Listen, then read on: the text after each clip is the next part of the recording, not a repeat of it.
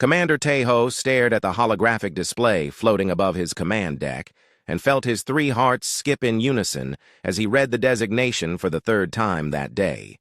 The small blue world spinning slowly in the projection bore a marking that made no sense to him or anyone else on his crew. In bright red letters that seemed to pulse with urgency, the database clearly stated, "Do not approach, extreme hazard," and nothing more. He had been exploring the outer rim of the galaxy for over 20 standard cycles now and had never encountered such a warning. His science officer, Bo-Ra, moved closer to examine the data with her large compound eyes reflecting the blue light of the mysterious planet. She was a brilliant researcher from the Zenthari system and had studied galactic databases longer than most beings had been alive. The records showed that this warning had been in place for over 10,000 years, which was longer than most current civilizations had even existed. The planet was located in what the galaxy considered a backwater system around a small yellow star that most spacefarers ignored completely. According to the basic scan data, the world had abundant water and showed clear signs of supporting life. Yet no exploration missions had ever been authorized. Tejo scratched his scaled chin with one of his 4 arms while studying the orbital mechanics of what the database called Sol 3. His ship, the Endless Void, was currently positioned just outside the outer planets of this solar system, and every instinct told him to investigate further. The Vraxian Empire had sent him out here to map unknown territories and catalog new worlds for potential colonization or resource extraction. Bo-Ra pulled up additional data screens with quick gestures of her delicate manipulator arms. Her species was known throughout the galaxy for their methodical approach to research and their ability to spot patterns that others missed. She had been studying the energy signatures coming from the planet for the past several hours, and her findings were puzzling. The electromagnetic emissions from Sol 3 showed clear signs of technological civilization, but the technology appeared primitive by galactic standards. Radio waves bounced around the planet in organized patterns, suggesting some form of communication network, but the signals were crude compared to quantum entanglement systems used by most spacefaring species. There were also signs of nuclear energy, being used but only in small controlled amounts rather than the massive fusion reactors that powered most advanced civilizations. What made the situation even more confusing was the complete absence of any galactic presence in the system. Usually, when a world reached even basic technological development, some form of contact protocol would be established by the Galactic Council. Monitoring stations would be placed in orbit, and careful observation would begin to determine if the species was ready for contact with the greater galactic community. Instead, this entire system was empty of any galactic technology except for a few very old warning beacons that simply repeated the same message over and over. Stay away from Sol 3, by order of galactic authority and nothing more. The beacons themselves were ancient and used technology that was barely functional by current standards. Tejo called his senior staff to the command deck for a discussion about their next course of action. His weapons officer, Kyung-Soo, arrived, first followed by the ship engineer Min-Jai and finally the medical officer, Dr. Soo-Jin. Each of them had been briefed on the situation, and all wore expressions of curiosity mixed with concern. Kyung-Soo was a veteran of many exploration missions and had encountered dangerous worlds before, but even he seemed puzzled by the warnings. His scarred carapace bore the marks of battles with hostile wildlife on a dozen different planets, but he had never seen a quarantine notice quite like this one. Usually, dangerous worlds were marked with specific warnings about toxic atmospheres or predatory life forms or unstable geological conditions. Dr. Soo-Jin reviewed the biological data they had managed to gather from long-range scans and found it equally confusing. The planet supported a diverse ecosystem with millions of different species, but nothing appeared particularly threatening. The dominant life forms seemed to be bipedal creatures with no obvious natural weapons or defenses. They appeared relatively small and physically weak compared to most sapient species the galaxy had encountered. Min-Jae studied the technological emissions more carefully and reported that the inhabitants had achieved basic spaceflight within their own system, but had not yet developed faster than light travel. Their technology showed rapid advancement over the past century, but was still thousands of years behind galactic standards.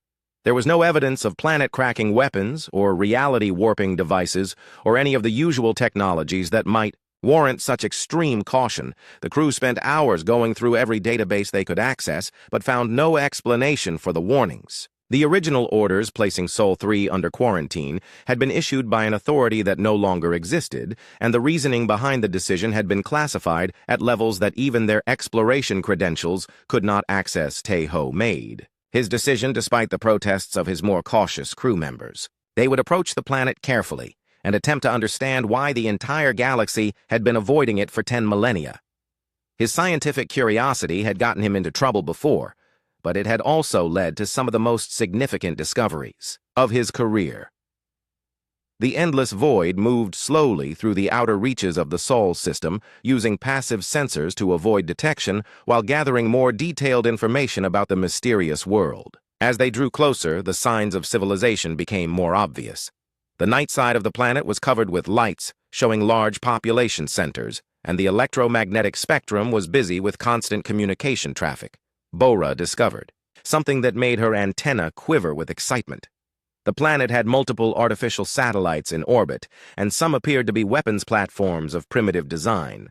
The inhabitants had apparently militarized their orbital space despite having no apparent external threats to defend against. This was unusual behavior for a species that had not yet made contact with galactic civilization. More disturbing was the discovery that the planet showed clear signs of recent large-scale conflicts. Radiation signatures indicated that nuclear weapons had been used on the surface within the past century, and there were still elevated radiation levels in several locations. The fact that the inhabitants had developed and actually used such destructive weapons against themselves was deeply concerning. Dr. Sujin examined biological samples they managed to collect from the outer atmosphere and found them fascinating. The dominant species appeared to be remarkably adaptable and showed genetic diversity that suggested they had survived multiple environmental challenges. Their immune systems were incredibly robust compared to most galactic species, and they seemed capable of thriving in a wide range of conditions. As the endless void settled into a high orbit around Sol-3, Taeho prepared to make the most momentous decision of his career. He would initiate first contact with this mysterious species, despite 10,000 years of warnings telling him to stay away. His crew made final preparations for what might be either the greatest discovery in galactic history or the last mistake they would ever make. The planet below continued its rotation completely unaware that its long isolation was about to end and that the galaxy was finally going to discover why it had been marked as forbidden for so very long.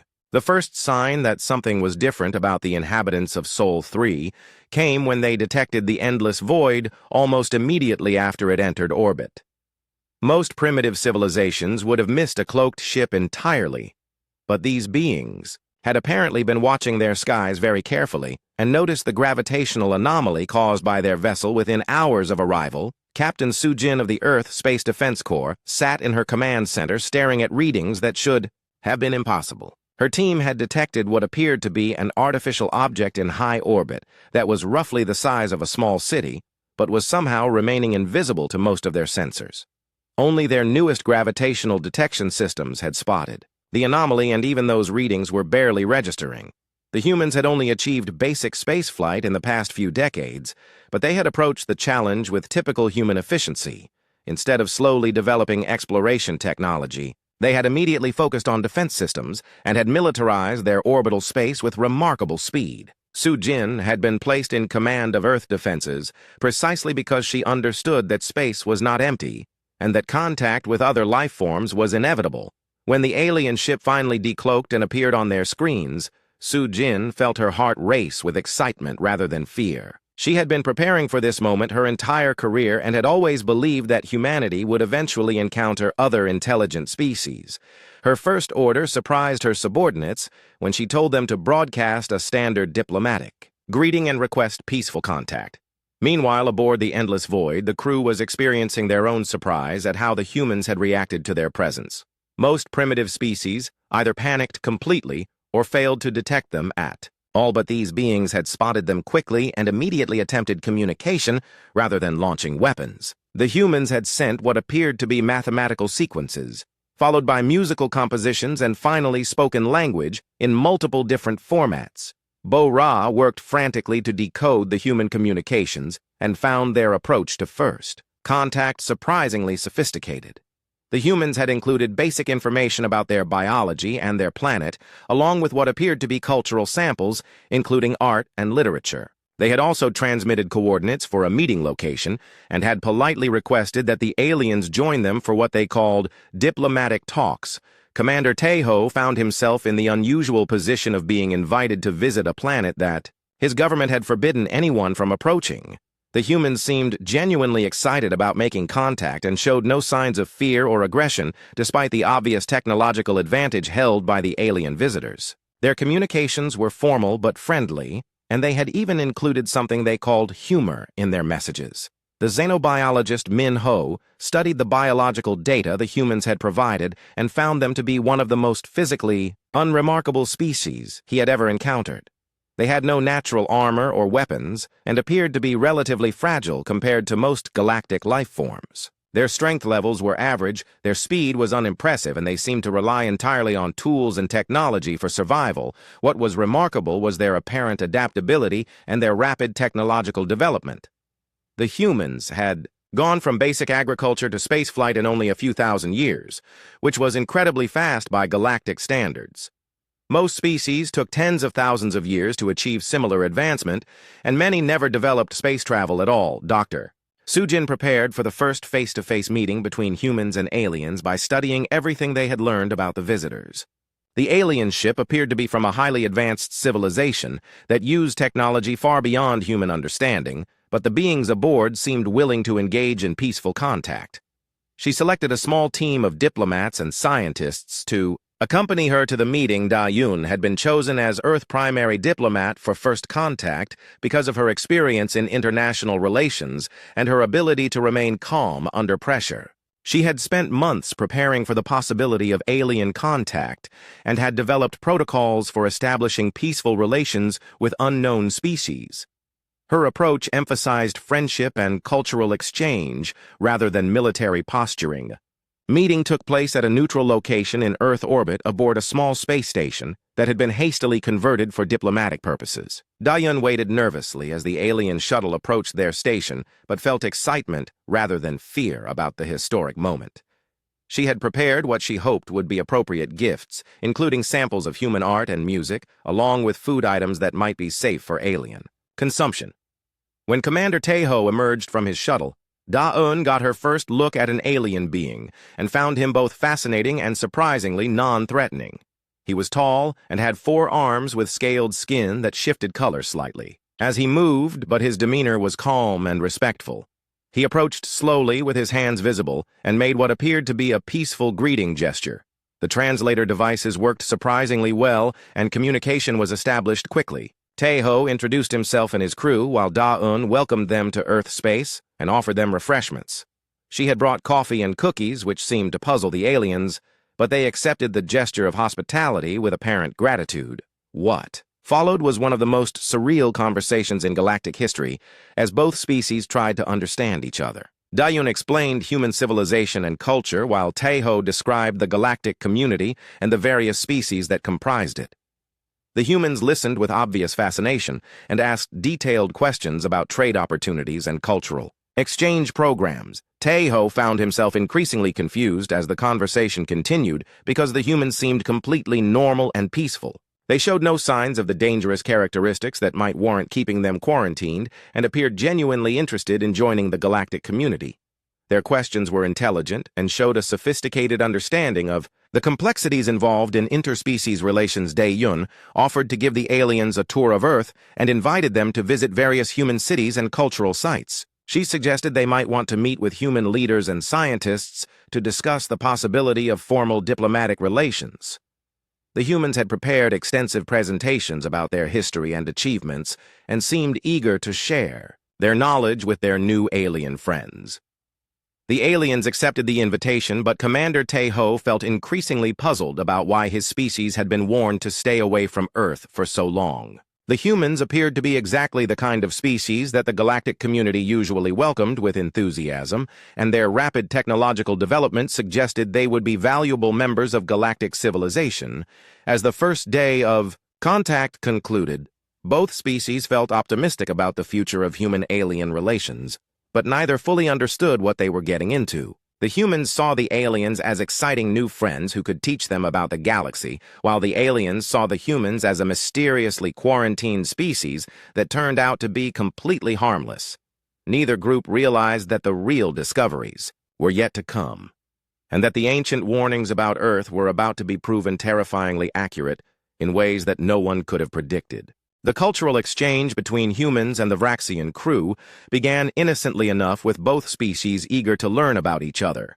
Dayun had arranged for various human experts to meet with their alien visitors and share knowledge about Earth civilization. The first presentation was given by Ji-Woo, a cheerful historian who specialized in human technological development and seemed delighted to have such an attentive alien audience. Ji-Woo began by explaining how humans had progressed from simple tools to advanced technology over thousands of years. She showed images of early human settlements and described how competition for resources had driven innovation throughout their history. The aliens listened politely as she discussed agriculture and metallurgy and the development of writing systems, but they began to look confused when she mentioned something called warfare.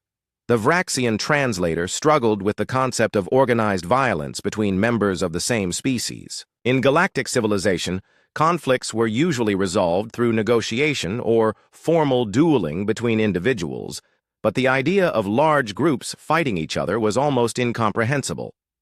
Bo-Ra asked for clarification about what humans meant by war, and whether it was some kind of competitive sport. Ji-Woo laughed and explained that war was unfortunately very serious and had been a major factor in human development for most of their history. She mentioned that humans had fought each other over territory and resources and ideas for thousands of years, and that these conflicts had often involved millions of participants.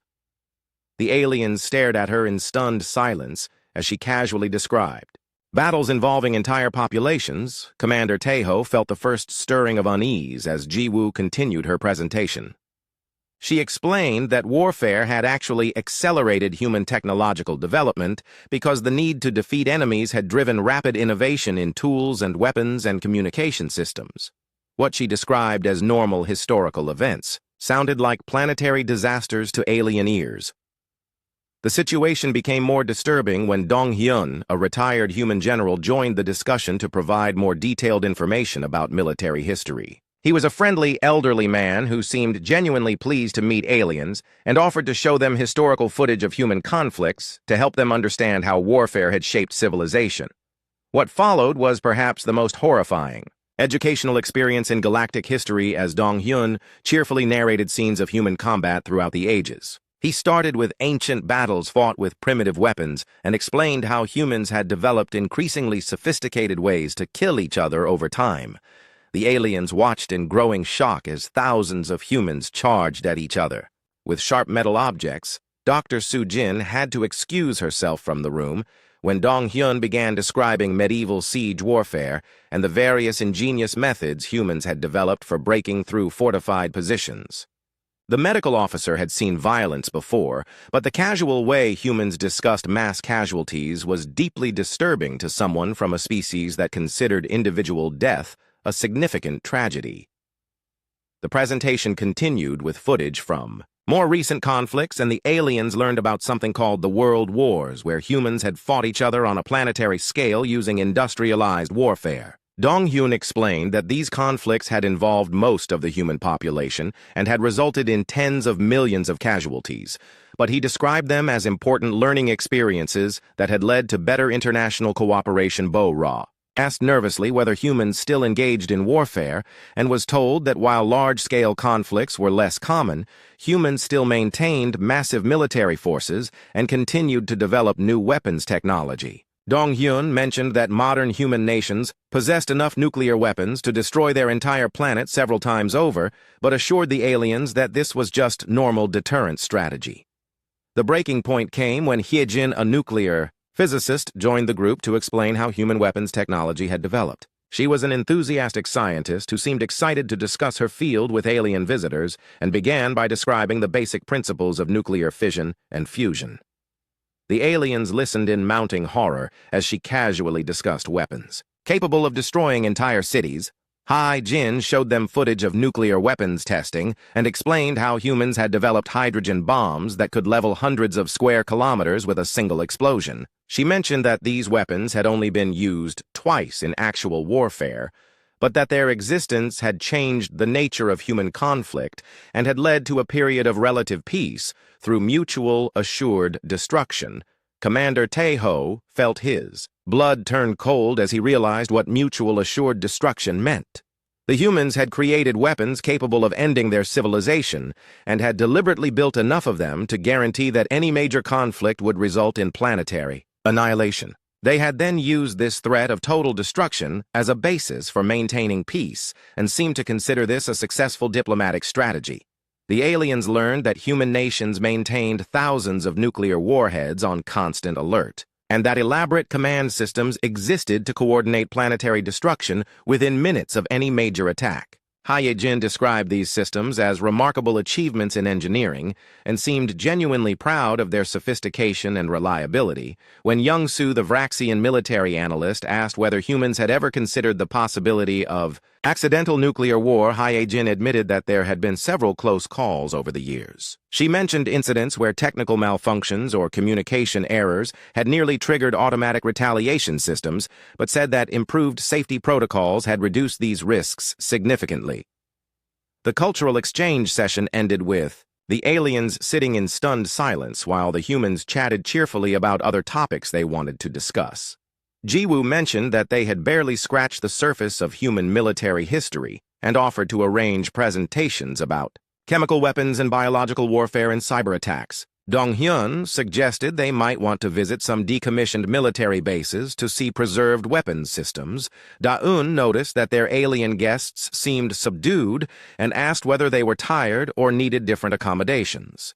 She offered to arrange tours of human cities or cultural sites and suggested they might enjoy seeing museums or attending concerts. The humans remained friendly and welcoming, but the aliens were beginning to understand that they had encountered something unprecedented. As the Vraxian crew returned to their ship that evening, they struggled to process what they had learned about human civilization. The beings they had met were kind and intelligent and clearly wanted to be friends, but they had casually described capabilities that would terrify most galactic species.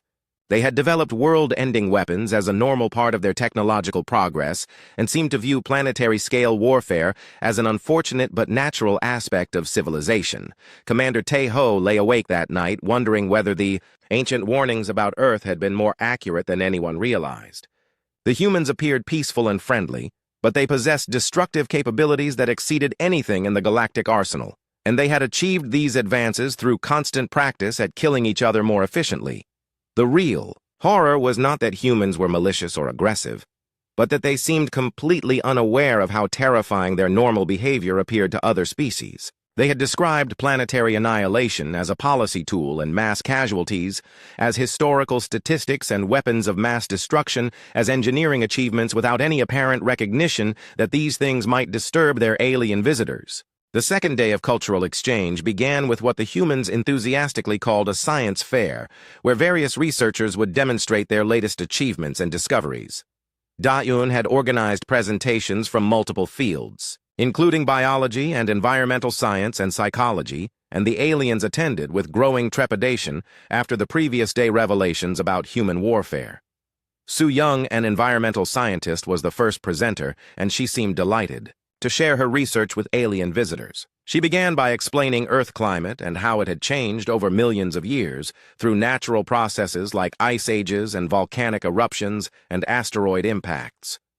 The aliens listened politely until she mentioned that humans had survived multiple extinction-level events that would have wiped out most galactic species. Bo-Ra asked for clarification about what Su-young meant by extinction events and learned that Earth had experienced several catastrophes that had eliminated most life on the planet. Massive volcanic eruptions had poisoned the atmosphere, while asteroid impacts had caused global climate changes, and ice ages had covered most of the planet in frozen wasteland for thousands of years at a time.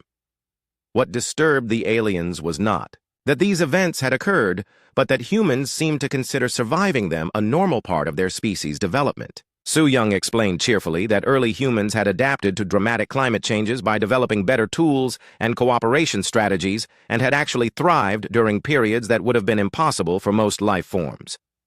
The presentation became more concerning when Su-young discussed more recent environmental challenges, including pollution and resource depletion and climate change caused by human industrial activity. She mentioned that humans had accidentally poisoned their own atmosphere and water supplies multiple times, but had always found technological solutions to continue expanding their population and industrial capacity. Commander Taeho felt increasingly uneasy as Su-young described how humans had strip-mined entire regions of their planet and had caused mass extinctions of other species and had altered their global climate through industrial emissions. She presented these facts as interesting challenges that had driven innovation rather than as catastrophic failures of planetary management. The next presentation was given by Kyung-ho, a human psychologist who wanted to explain how the human mind worked and how their species had developed such effective cooperation strategies. He began by describing something called persistence hunting, which had been used by early humans to capture prey animals much larger and faster than themselves. The aliens learned that humans were literally built to chase other creatures until they collapsed from exhaustion. Kyung-ho explained that human endurance capabilities were exceptional among Earth species and that they could run for hours or even days without stopping.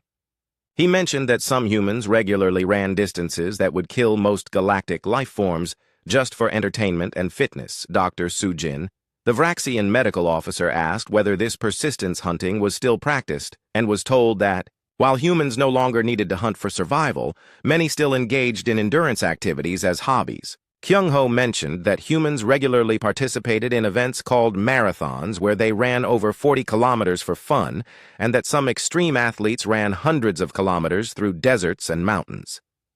The psychological profile became more disturbing as Kyung-ho described human stress responses and how their species had evolved to function effectively under extreme pressure. He explained that humans actually performed better in dangerous situations, and that their stress hormones enhanced rather than impaired their cognitive abilities during crises. Young Su, the military analyst, asked about human aggression levels, and learned that while individual humans rarely engaged in violence, their species had evolved sophisticated pack-hunting behaviors that translated into extremely effective military coordination. Kyung-ho described how humans could form cooperative units of thousands or millions of individuals working toward common goals with remarkable efficiency. The presentation took a particularly dark turn when Kyung-ho discussed something he called the human capacity for moral flexibility. He explained that humans could justify almost any action if they believed it served a greater good, and that their species had demonstrated remarkable ability to adapt their ethical systems to changing circumstances. The aliens were horrified to learn that humans regularly made decisions that would sacrifice some individuals to save others, and that they had developed complex philosophical frameworks for determining when such sacrifices were acceptable. Kyung-ho presented this as evidence of sophisticated moral reasoning rather than as a terrifying glimpse into human psychology. The final presentation of the day was given by In-Soo, a human engineer who wanted to show off their latest space technology developments. He proudly displayed what humans called asteroid mining equipment and explained how they planned to extract resources from objects in their solar system to support expanding space colonization efforts. Min-jae, the Vraxian engineer, examined the human mining technology and felt his scales turn pale as he realized what he was looking at. The devices In-Soo described as mining tools were essentially planet-cracking weapons disguised as industrial equipment.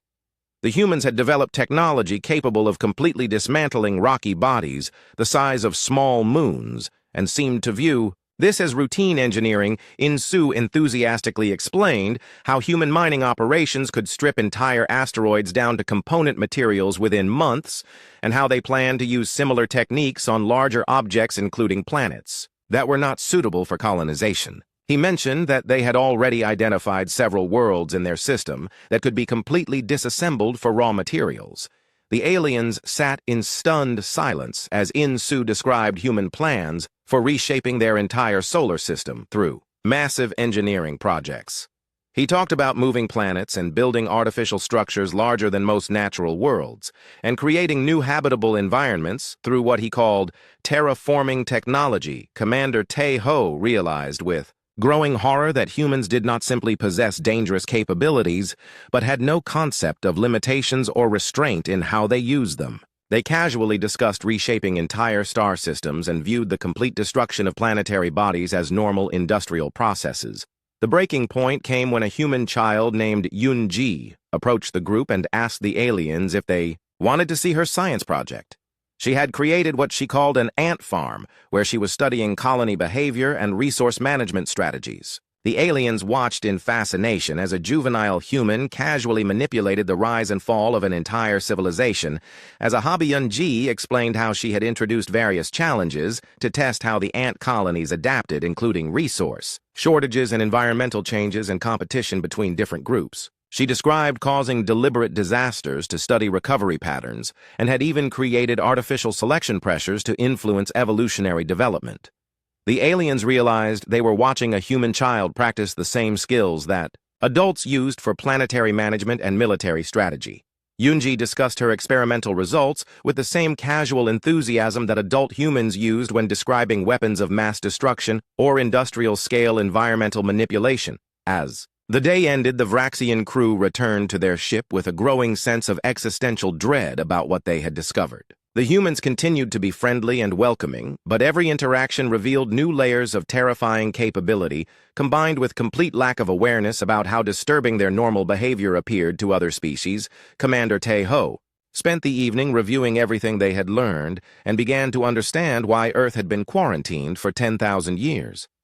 The humans were not malicious or deliberately threatening, but they possessed a combination of traits that made them uniquely dangerous to galactic civilization. They had evolved as persistence predators with exceptional endurance and stress tolerance, and had developed through constant warfare that had driven rapid technological advancement. They viewed planetary-scale destruction as normal policy tools and had no apparent concept of their own limitations or the need for restraint in using their capabilities. Most terrifying of all, they seemed completely unaware that anything about their civilization might be considered unusual or disturbing by other species.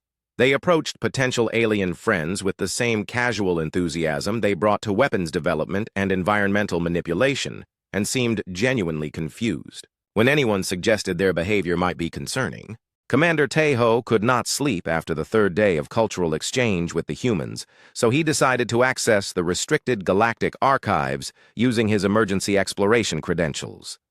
Something about the situation on Earth felt familiar, in a way that disturbed him deeply, and he needed to understand the true history behind the ancient quarantine order that had kept the galaxy away from Sol 3 for 10 millennia. The restricted files were buried deep in Galactic Central Command archives and required multiple authorization codes to access, but Tae-ho persistence finally gained him entry to records that predated current galactic civilization. What he found in those ancient files made his blood freeze and explained everything about why Earth had been marked as forbidden territory.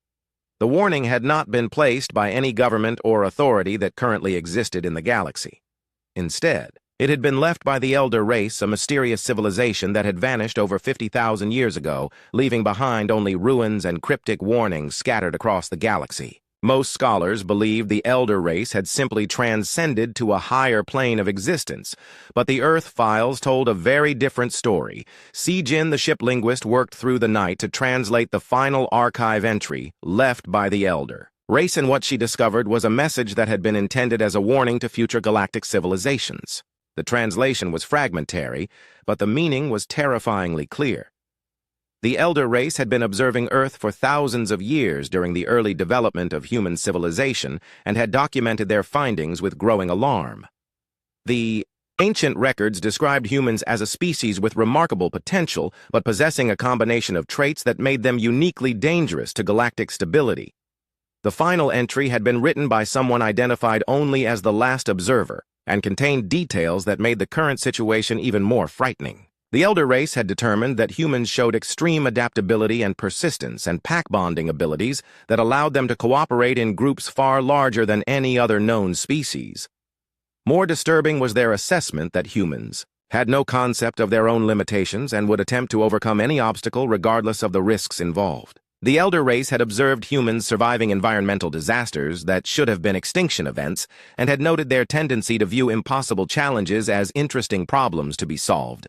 The ancient observers had been particularly concerned about human technological development, which appeared to accelerate through conflict and competition, rather than slowing down as it did in most species. They noted that humans seemed to treat warfare as a learning experience, and that each conflict drove rapid innovation in tools and weapons and organizational systems. What had terrified the elder race most was their realization that humans would eventually reach the stars, and that when they did, they would bring their unique combination of traits to the broader galactic community. The final archive entry contained a chilling assessment of what this would mean for existing civilizations.